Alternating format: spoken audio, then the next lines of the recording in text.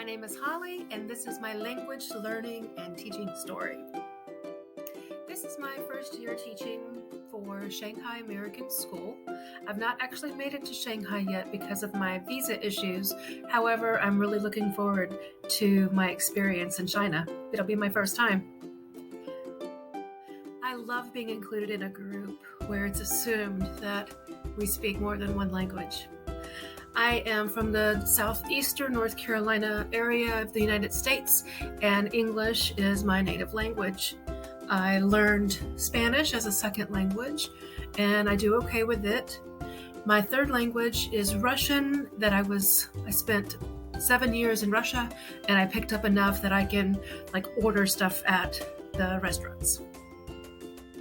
My language learning experience was pretty typical for someone from North Carolina.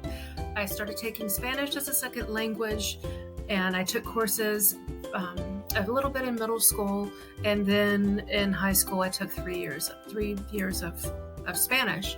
When I went on to the community college, that was my language of choice. I took Spanish again, and I really enjoyed the teacher. She was wonderful.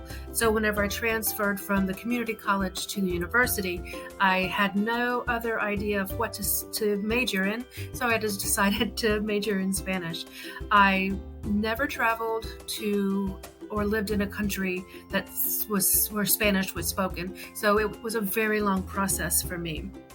Now, as I mentioned, being in Moscow and learning Russian, I had that immersion experience, but it wasn't enough to really, at 45 years old, it just wasn't sticking. It took a really long time for me to learn just a little bit of Russian.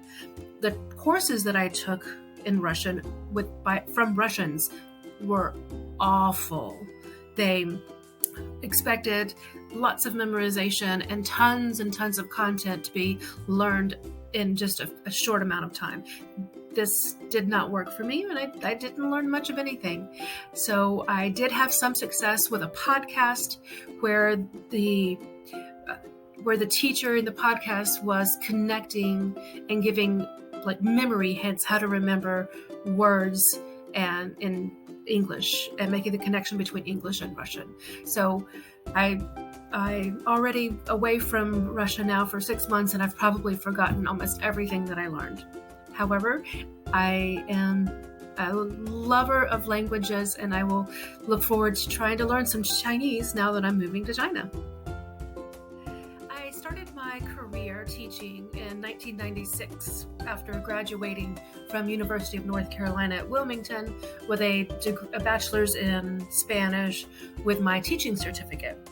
I taught Spanish for several years, almost a decade, and then I decided that I wanted to try teaching ESL.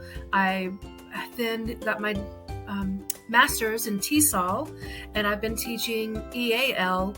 More recently, I switched to international teaching in 2015.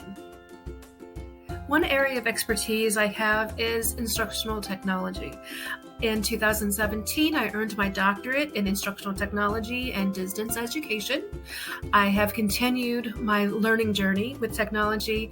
I have completed trainings. I am currently working on instructional design and e-learning development. It's an area of interest for me, and I continue to become an expert in instructional technology. A second area of expertise I'd like to mention is my work with special educational needs. I was able to work as an EAL teacher and a learning support teacher while working in Moscow at the Anglo-American School. I took trainings online, and I became somewhat of an expert with executive functions, teaching reading for students with dyslexia, and I also worked with a program called Visualize Verbalize, which helps students learn to read while focusing on the visualizing of reading. A possible area of research interest for me is the idea about learning the individual characteristics of our English learners and then using what we learn to provide the best instruction. This is a topic that we'll be covering in week 6 of this course. I've noticed from my experience when I was teaching in North Carolina that the English learners were very poor, coming from poverty, and their parents were not highly educated. I moved to Moscow and started teaching internationally in the private sector, and then I noticed that these students have unlimited resources and their parents are highly educated.